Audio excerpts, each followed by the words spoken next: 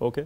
अनुराग जी, 11,11,000 करोड़ का ये जो आंकड़ा है, ये जो फिगर दिया गया है, इसके पीछे कोई सोच है ना? क्योंकि 11 हमारे यहाँ हिंदू संस्कृति में शुभ माना जाता है, 11, 21, इसी तरह 11,11,000 करोड़। नहीं, आप 111 भूल गए अंत में। हाँ 11,11,111 करोड़। हाँ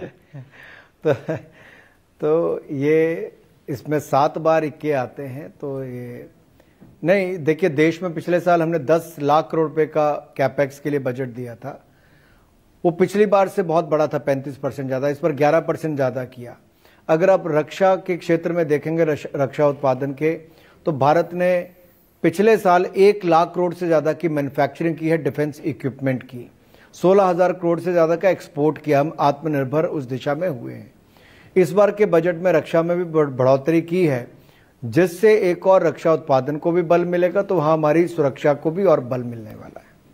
अब कांग्रेस पार्टी कह रही है इस बजट में कुछ था ही नहीं, समस्याओं को मान ही नहीं रहे हैं, इसीलिए उसका समाधान कहां से ढूंढेंगे। वो कह रहे हैं पर कैपिटा इनकम तो बढ़ी नहीं, बार बार कहते रहते हैं दुनिया की 5वीं अर्थव्यवस्था बन गई, पर कैपिटा में बताइए हम कहां पहुंचे।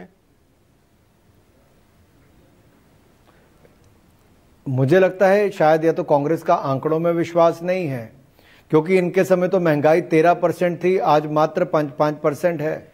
महंगाई को नियंत्रण में रखा है। इनके समय बेरोजगारी दर ज्यादा थी, आज 3.2% बेरोजगारी दर है। फिजिकल डेफिसिट कोविड के बावजूद और इतने लाखों करोड़ की मदद के बावजूद 5.1% हमने उसका टारगेट रखा है। और ये अपने आप में दिखाता है कि भारत की आमदन भी बढ़ी। कांग्रेस के समय 2 लाख रुपए से ज्यादा की आमदन थी तो आपको इनकम टैक्स देना पड़ता था। मोदी सरकार में 7 लाख रुपए की आमदन तक आपको कोई टैक्स नहीं देना पड़ता। इंडिविजुअल टैक्स भी, कॉर्पोरेट टैक्स भी हमने कम किया है। और दूसरी ओर जिनके पुराने मुकदमे थे उनको भी उससे राहत दी है। और इनके समय लड़खड़ाती, चरमराती अर्थव्यवस्था थी भारत की, आज दुनिया की 5वीं सबसे बड़ी अर्थव्यवस्था बन गई है। चुनाव से पहले कुछ घोषणाएं हो सकती हैं क्या अनुराग जी? सबसे बड़ी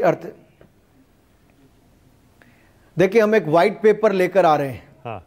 और व्हाइट पेपर में कांग्रेस के 10 साल का भ्रष्ट शासनकाल, घोटालों से भरा हुआ, जहां दिखाएंगे पॉलिसी पैरालिसिस, जो लकवा मार गया था इनकी पॉलिसीज को, वो उसको भी दिखाएंगे कैसे देश ने भुगता है।